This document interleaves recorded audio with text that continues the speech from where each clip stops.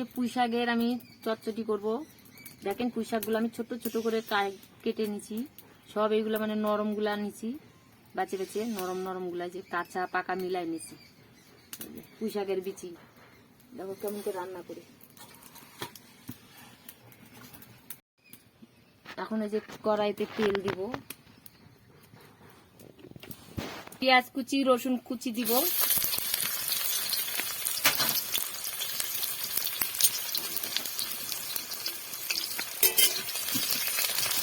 কুচি রসুন কুচি ভালো করে এখন ভাজে নেব। এখন আলু, পেঁয়াজ ভাজা হচ্ছে, পেঁয়াজ কুচি ভাজা হয়ে গেছে, এখন আলু দিব।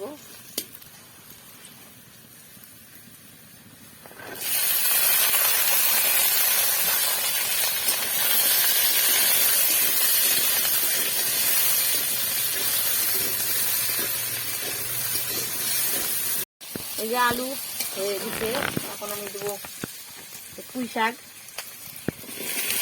বিচি।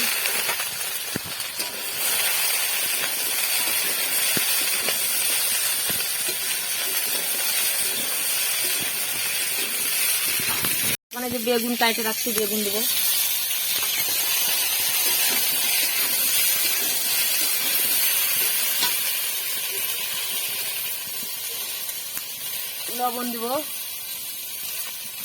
লবণ দিব পরিমাণ মতন।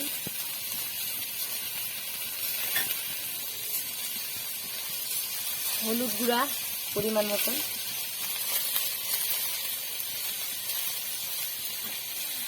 কাঁচা লঙ্কা চিড়ে রেখে দিচ্ছি, এটা দিচ্ছি।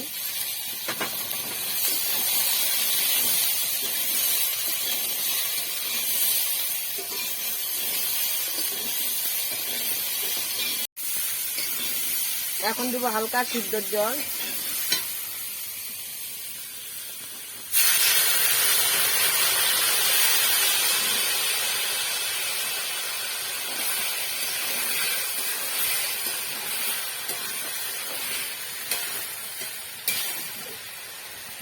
ঢাইকে দিলাম একটু হালকা।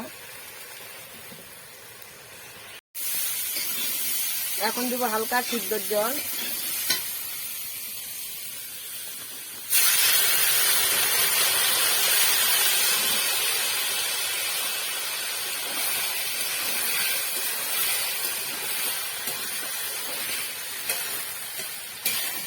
জিরার গুঁড়া দেবো,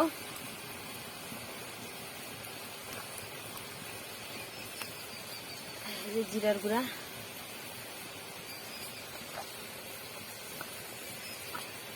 দেখছেন বন্ধুরা, পাকা পুঁই শাক দিয়ে সবজিটার কালার হয়েছে কিরকম, মানে বিট রান্না করছি লাল লাল, দেখছো সেই লাল হয়েছে। এই দেখো এই যে হয়ে গেছে, দেখো সুন্দর হয়েছে। পাকা পুঁইয়ের বিচি আর কাঁচা পুঁইয়ের বিচি একসঙ্গে আমি করছি, দেখছো কত সুন্দর হয়েছে। আলুগুলা লাল হয়েছে বিটের মতন হয়ে গেছে। এখন এটা আমি নামাবো।